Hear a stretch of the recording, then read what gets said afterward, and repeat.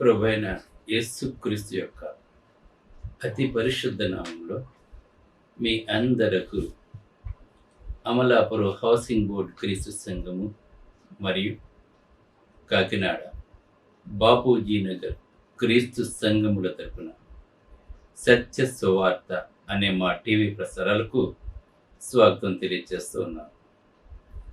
ప్రతిరోజు కూడా అనేకమైన అంశములను నేను మీకు వివరిస్తూ ఉన్నాను. ఇవాళ మద్యము ఎంత భయంకరమైనదో నేను మీకు క్లియర్గా దేవుని యొక్క లేఖనాల ద్వారా వివరిస్తూ ఉన్నాను. అందుకే ధ్యానాంశం ఏంటంటే సామెతల గ్రంథం 20 చూసినట్లయితే ద్రాక్షారసము వెక్కిరింతల పాలు చేయును, మద్యము అల్లరి పుట్టించును అని ఉందండి. మద్యం ఏం చేస్తుందంటే అల్లరి పుట్టించును. ఇవాళ మద్యం గురించి తెలియజేస్తూ ఉన్నాను. ఎందుకంటే చాలామంది వేళ దానికి బానిసైపోయారు. ఒకప్పుడు కేవలం పెద్దవాళ్ళు మాత్రమే రాత్రి వేళ వెళ్ళి పగలంతా పని చేసుకుని రాత్రి వేళ వెళ్ళి ఏదో గుట్టు చప్పుడు కాకుండా 2 గుడకలు వేసుకుని వచ్చేసేవారు. ఇప్పుడు అలా కాదు. ఉదయం 9 గంటలకే తెరుచుకుంటున్నాయి బార్స్, ఎరాక్ షాప్స్ అన్నీ కూడా, వైన్ షాప్స్ అన్నీ కూడా ఉదయం 9 గంటలకే తెరుచుకుంటే రాత్రి 11 గంటల వరకు ఇంకా రాత్రి పగలు అని తేడా లేకుండా విచ్చలవిడిగా, ముఖ్యంగా యువత రోడ్ల మీద పడితే రోడ్ల మీద, ఎక్కడ పడితే అక్కడ ఈ మందుబాబులే మనకు కనబడుతూ ఉన్నారు. ఇంకా పబ్స్ పేరు చెప్పి, రేవ్ పార్టీల పేరు చెప్పి, ఏంటి సిటీస్లో అయితే ధనికుల పిల్లలు రాత్రి అంతా కూడా తెల్లవార్లు కూడా, లేదంటే ఒక రిసార్ట్స్కి వెళ్ళిపోయి, ఒక గెస్ట్ హౌస్లకి వెళ్ళిపోయి తెల్లవార్లు కూడా మత్తులో వాళ్ళు ఊగుతూ ఉన్నారు.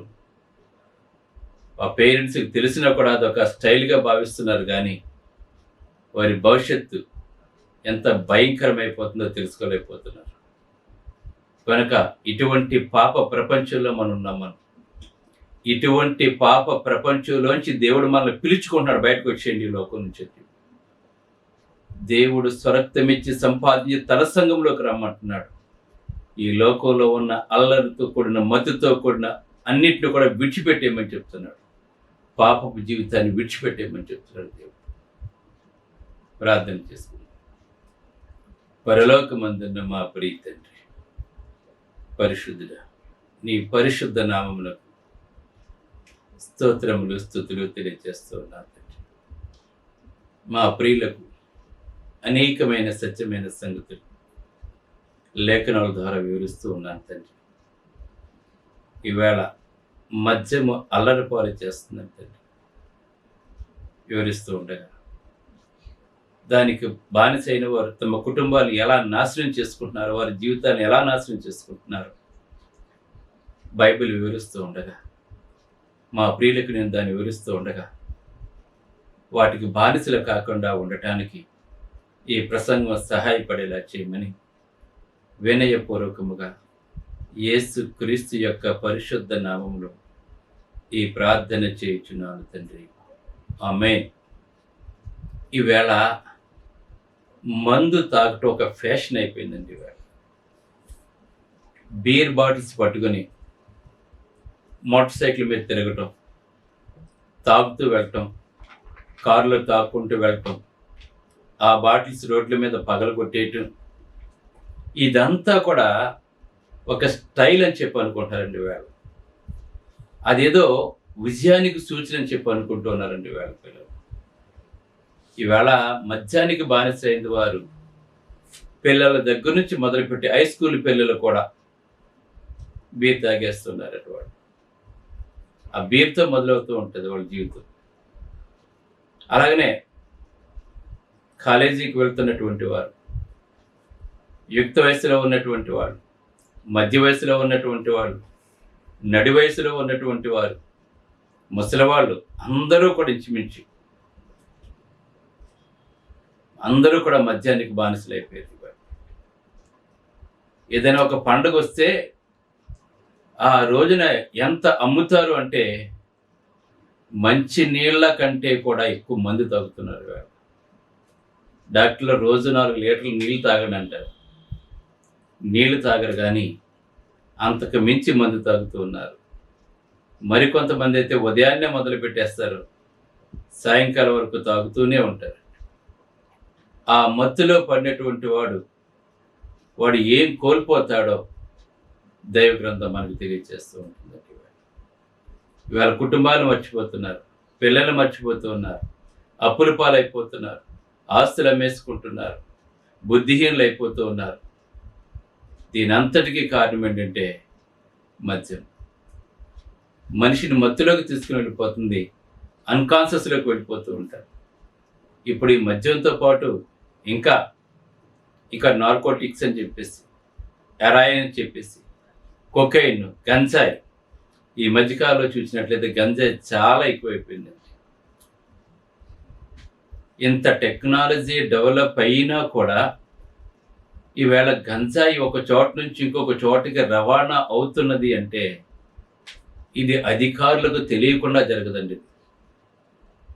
ఎందుకంటే వాళ్ళకి జీతాల కంటే వీటి మీద వచ్చే ఆదాయం ఎక్కువ గనక దీనికి వాళ్ళు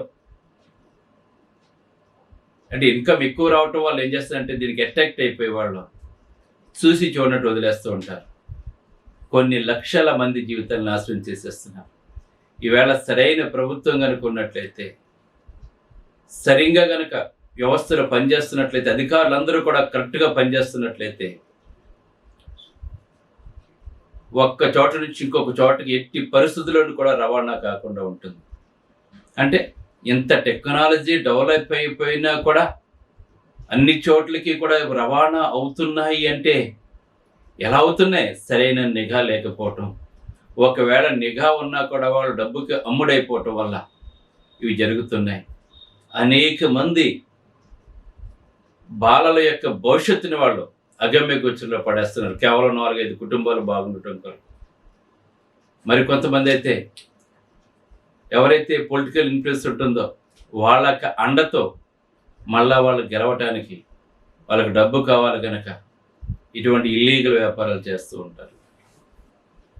ఈవేళ మద్యం లేకపోతే రాష్ట్రాలకు ఇన్కమ్ లేదు. ఈవేళ దాన్ని రూపుమాపుతూ ఉంటారు, దాన్ని పూర్తిగా చేయలేకపోతున్నారండి. కొన్ని ఎవరైనా రూపం ఆపాలనుకుంటే ఇంకొక ఆయన వచ్చి నేను వస్తే మళ్ళీ ఫ్రీగా ఇచ్చేస్తానని చెప్పి మాట్లాడుతూ ఉంటారు. ఏది ఏమైనప్పటికీ కూడా ఇప్పుడు మన 2 తెలుగు రాష్ట్రాల్లోనే కాకుండా యావత్ ప్రపంచము కూడా మత్తులో ఊగిసలాడుతుందండి. అనేక మంది మత్తులో ఊగిసలాడుతూ ఉన్నారండి. దానికి ఎంతో ఖర్చు పెట్టేస్తూ ఉన్నారండి.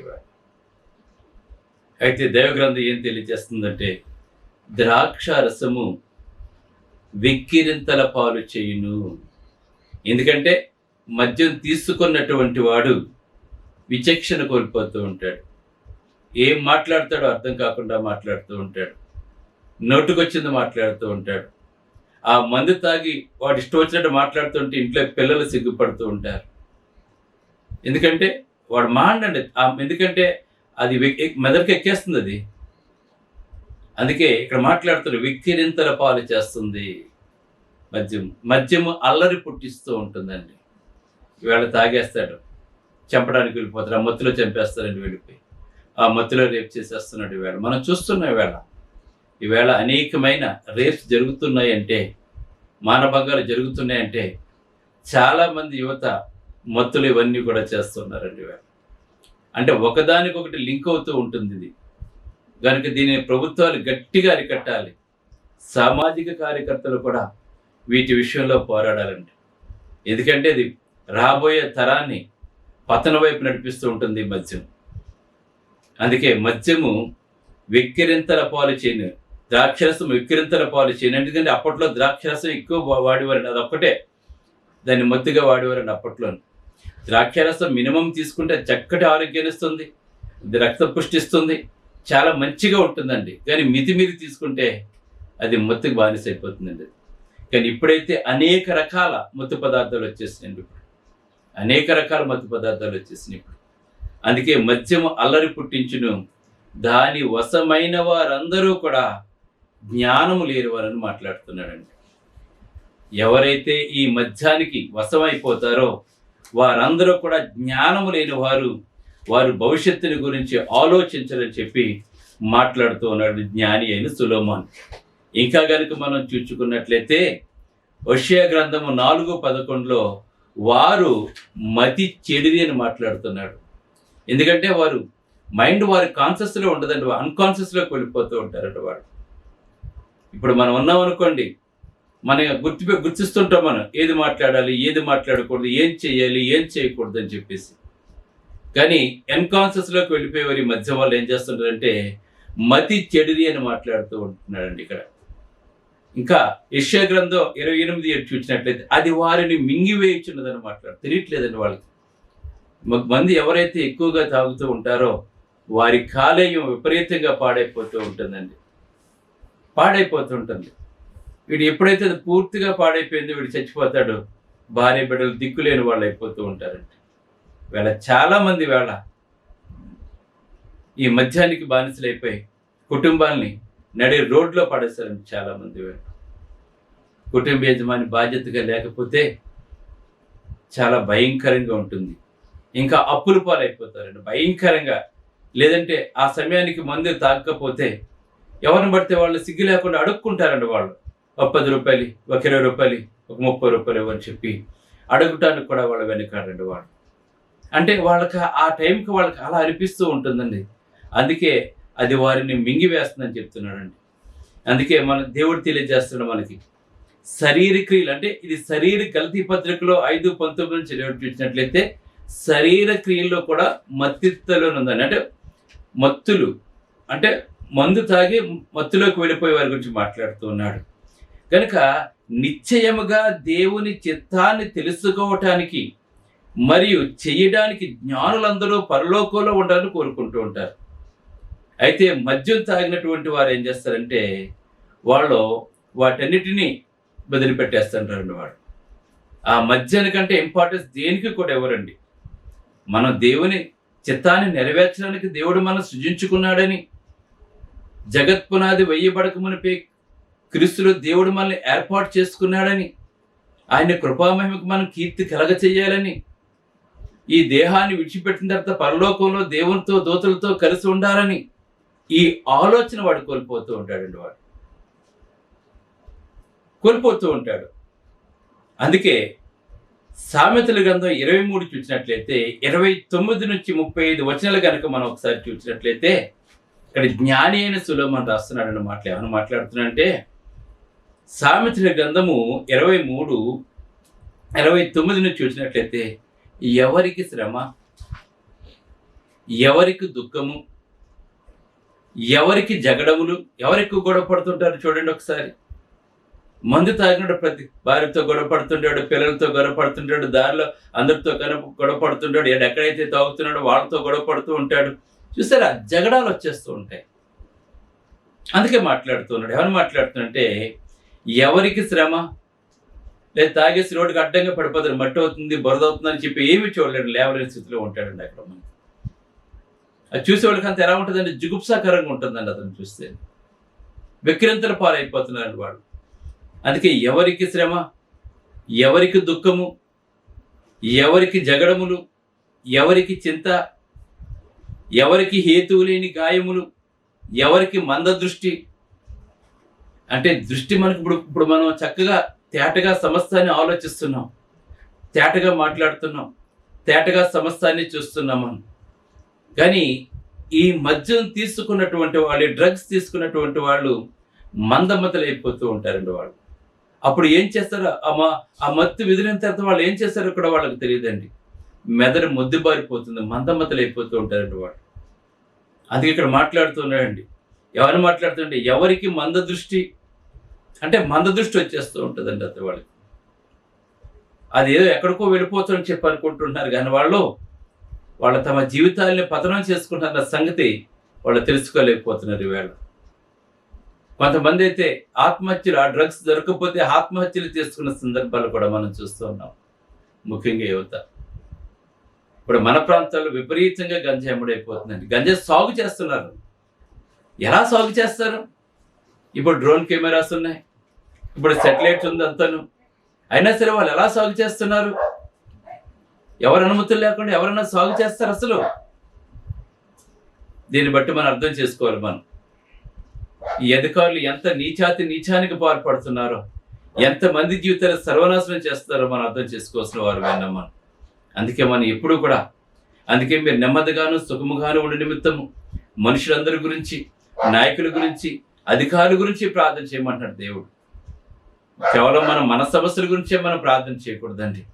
మన చుట్టూ ఉన్న సమస్యల గురించి, మన చుట్టూ ఉన్న ప్రజలు ఏ విధంగా పతనమైపోతున్నారో, వాళ్ళు ఏ విధంగా అయితే విడిపింపబడాలో, వీటన్నిటి గురించి కూడా మనం దేవునికి ప్రార్థన చేయవలసిన వారిని ఉన్నాం. ఎందుకంటే మన చుట్టూ ఉన్న వాళ్ళు మంచివారైతేనే మనం సుఖంగా జీవించగలం. మన చుట్టూ ఉన్నటువంటి వారు చెడ్డవారైతే వారితో కలిసి మనం ఎలా జీవిస్తాం? మనం వారి వల్ల మన అనేకమైన ఇబ్బందులకు మనం గురైపోతూ ఉంటాం. అందుకే మాట్లాడుతున్నాడు, మీరు మనుషులందరి కొరకు ప్రార్థన చేయండి, అధికారుల కొరకు ప్రార్థన చేయండి, నాయకుల కొరకు ప్రార్థన చేయండి, సమాజంలో చెడు కొరకు ప్రార్థన చేయండి. ఆ చెడుని తీసివేయమని చెప్పి దేవుడిని అడగండి అని చెప్పి మనకి అపోస్తలుడైన పౌలు ఎఫెసీలో తిమోతికి రాసిన పత్రికలో తెలియజేస్తూ ఉన్నాడు. ఇది మనం అందరము కూడా తెలుసుకోవాలి. ఇంకా మనం చూసినట్లయితే దైవ గ్రంథంలో ద్రాక్షరసముతో పొద్దుపుచ్చి వారికే కదా ఇవన్నీ కూడా. అప్పుడైతే ద్రాక్షరసం, కానీ ఇప్పుడైతే ఏ డ్రగ్ అయితే వాడుతున్నారో వాళ్ళకే కదా అని మాట్లాడుతూ, ఇంకా చూడండి, త్రాగుటకు రుచిగా నుండగను దాని వైపు చూడొద్దని చెప్తున్నాడండి. వేళ క్రైస్తవులందరికీ దేవుడు హెచ్చరిక చేస్తూ ఉన్నాడండి. వేళ ఒకవేళ ఎలా ఉంటే త్రాగుటకు రుచిగా నుండగను దాని వైపు నువ్వు చూడొద్దు. ఒకవేళ చూచావా అది నేను అట్రాక్ట్ చేసేస్తుంటుందని మాట్లాడుతూ ఉన్నాడండి. దాని వైపు అసలు చూడొద్దు నువ్వు. అది చూడటానికి ఎలా దాని బాటిల్, దాని సీల్స్ చూసినట్లయితే చూడటానికి చాలా అట్రాక్టివ్గా ప్యాక్ చేస్తుంటాడు దాన్ని. చాలా అట్రాక్టివ్గా ప్యాక్ చేస్తుంటాడు దాన్ని. దాని రంగు అది చూసినట్లయితే ఒక మనిషికి ఆకర్షిస్తూ ఉంటుందండి అది. అందుకే దాని వైపు చూడకము, పిమ్మట అది సర్పం వలె కరుస్తుందని మాట్లాడుతున్నాడు. దేంతో పోలుస్తున్నా అంటే దాన్ని, మద్యాన్ని సర్పం వలె అది నేను కాటు వేస్తుంది. నిజమే, అతిగా మద్యం తాగినటువంటి వాడు ఈవేళ బైక్ యాక్సిడెంట్లు అవుతున్నాయంటే యువత చాలామంది ఈవేళ మేము చూస్తున్న వేళ యువత ముగ్గురేసి ఎక్కేస్తారు. వాళ్ళు ఆ మత్తులో ఎంత స్పీడ్లో వెళ్తున్నారో, ఎలా వెళ్తున్నారో తెలియదండి. వీడు వెళ్ళి గుద్దేస్తాడు, లేకపోతే వీడిని తెప్పించడానికి ఇంకొకటి వచ్చి వీడిని గుద్దేస్తూ ఉంటారండి. మనం చూస్తున్నాం, భయంకరంగా చనిపోతూ ఉన్నారు. యవ్వనంలో ఉన్నటువంటి వాళ్ళని, వాళ్ళ తల్లిదండ్రులకి ఎంత శోకమో, వాళ్ళ గుండెలు ఎలా పగిలిపోతున్నాయో వాళ్ళ వల్ల. దయచేసి యువత అర్థం చేసుకోవాలి. వేళ తాగేటు, ముగ్గురేసి కుర్రోళ్ళు తాగేటు వెళ్ళిపోవటం. ఇవాళ మ్యాక్సిమం యాక్సిడెంట్స్ అన్నీ కూడా ఇవాళ ఈ మద్యం వల్లే, ఈ మత్తు వల్లే జరుగుతూ ఉన్నాయి. అందుకే మాట్లాడుతున్నాడు, అది పిమ్మట సర్పం వల్లే కరుస్తుంది. సర్పం వల్లే కట్టు అంటే నీ ప్రాణానికి అది హాని చేస్తుంది,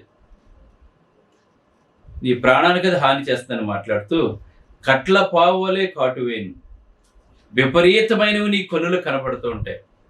విపరీతమైనవి అంటే ఏంటి? ఇంకా వాడి కంటికి ఏది ఇంతకు ముందానికి ఏం చూసినా సరే వాడికి ఇది చేసేయాలి,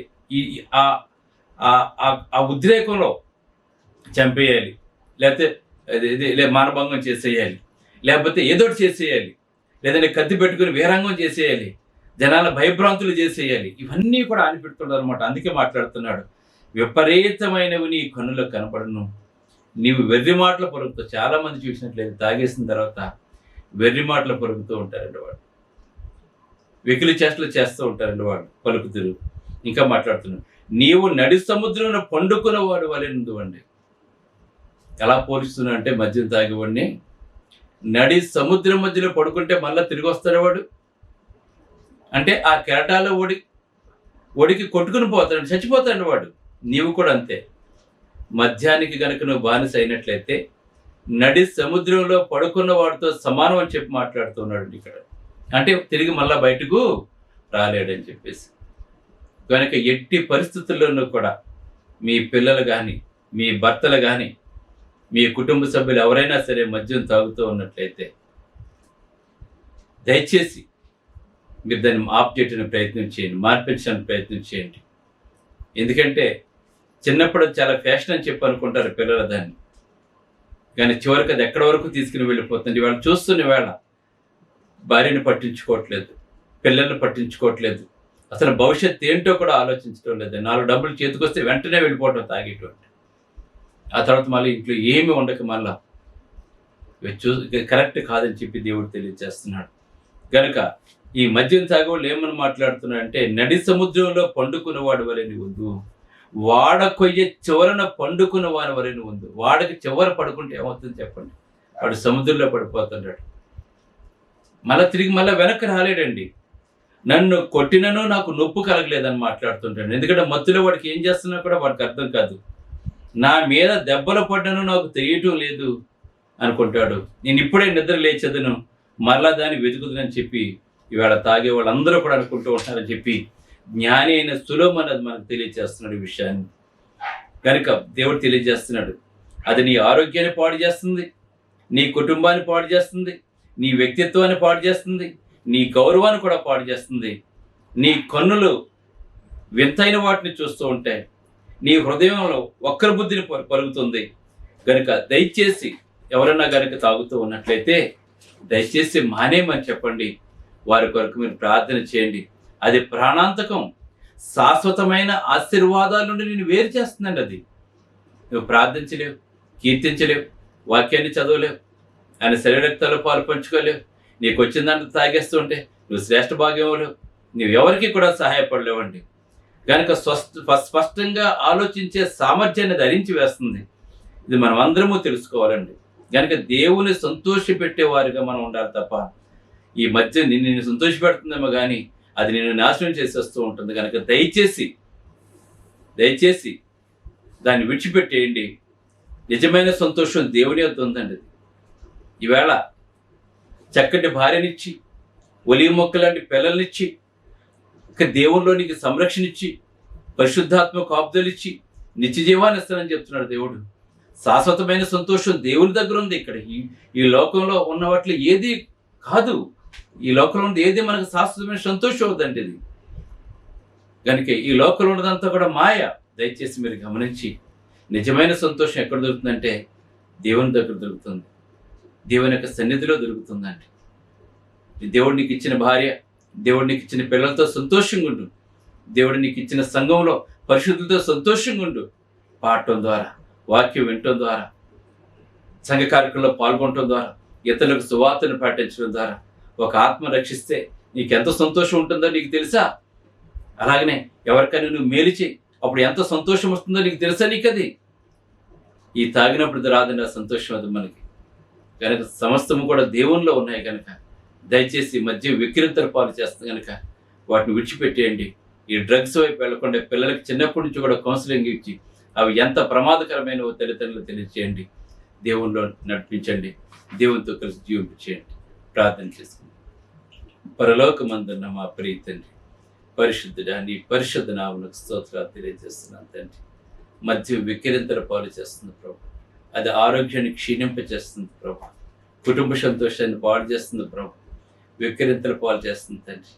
కనుక ఈ వాక్యం ఉన్న ఏ ఒక్కరూ కూడా తండ్రి మత్తుకు బానిసలు కాకుండా చేస్తే ప్రభు, నిజమైన సంతోషం దేవునిలో ఉందని ప్రభు, దేవుడిచ్చిన కుటుంబంలో ఉందని తండ్రి.